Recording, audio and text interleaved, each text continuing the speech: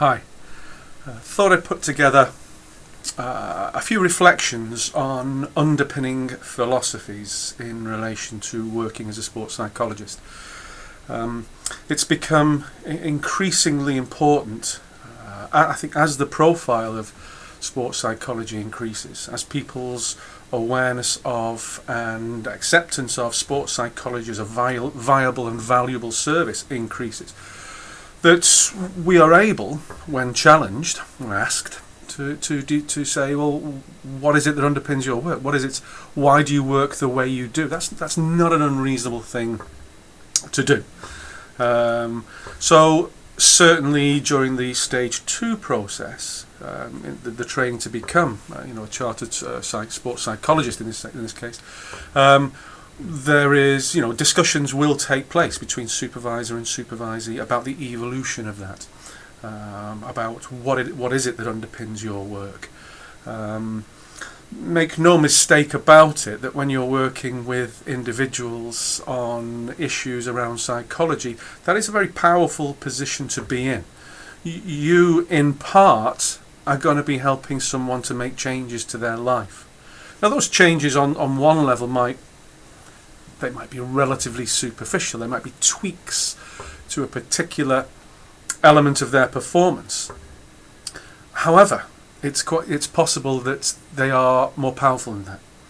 And that word power is important. It is a powerful position to be in when you're working with individuals and you are the psychologist, if you like. So just at a general level, I think I'd just like to throw out there that if you've not thought about that already and you're thinking of working in this particular area, that's something you need to start working on. What is your core philosophy? How is it? And philosophy, how do you see human nature? How you see human nature, how you see and understand and work within the boundaries of why is it that people behave the way they do? That's important. That will inform how you work with someone else.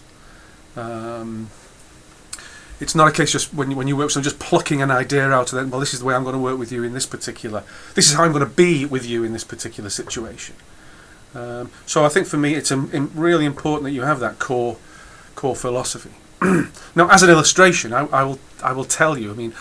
What my sort of underpinning philosophy is. What is it that underpins what I do? What is it that shapes the way I act and work with, how I work with individuals, in a sports psychology context? Well, for me, the underpinning philosophy or core of my work is person-centered. I am, the phenomenological approach. I'm really interested and curious about the worlds that people inhabit. What is their world like? I want to understand what their world is like from their perspective.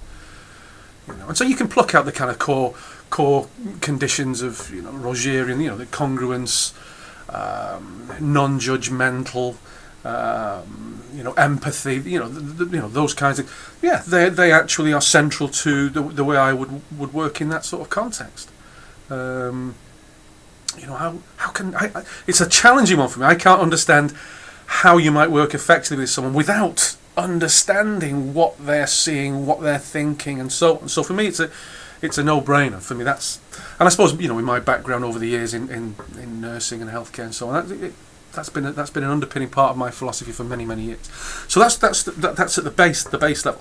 The second level, in terms of my underpinning philosophical approach, or my general approach, is working in the context of self-determination theory. And again, at its simplest, that means for me paying attention to issues of competence. Can I do what I need to be doing or what I want to be doing? Autonomy. What levels of choice do I have in this particular context? And relatedness. Do I care for others that I'm working with? Do I feel cared for? Clearly, SDT is much more complex to that. However, just as a kind of guiding sort of principle, in terms of when I'm working with individuals, that's what I'm thinking. If I hear individuals, I just can't do this, or I'm being told to do, the coach is just telling me to do this stuff all the time, and just being, feel like an automaton, all that kind of stuff for me. Or, I'm not getting the respect, Also, relatedness, competence, autonomy. These are all issues that readily present themselves, by and large, in my experience, in working with athletes.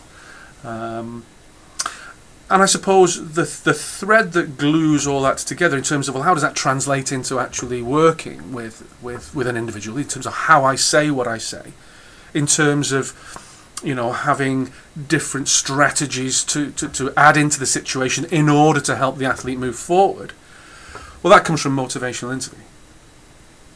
And at its core, you've got the engagement elements of MI, which are the OARS skills: open questions, affirmations, responses, and summary, reflections, and summaries.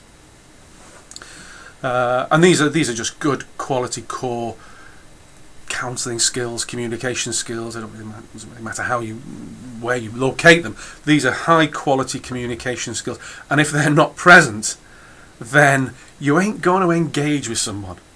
No matter how much you know, you're just not going to engage with them. So you can't bring anything else to bear. So the OARS skills for me are central to any high quality communication experience. And then with the MI thing, you have all the other levels of what MI can bring to that situation in terms of guiding, planning, evoking, those kinds of things. So if I'm asked, Dave, what is it? What is it about? How do you work? What is it you do? That may be quite a long answer, if you like, and I would tailor it to whoever was asking it. I could go on a lot longer, but I could probably condense it a bit shorter. But basically, you're looking at, for me, my philosophy: person-centeredness, self-determination theory, and MI that captures my operationalizing, if you like, of those two elements.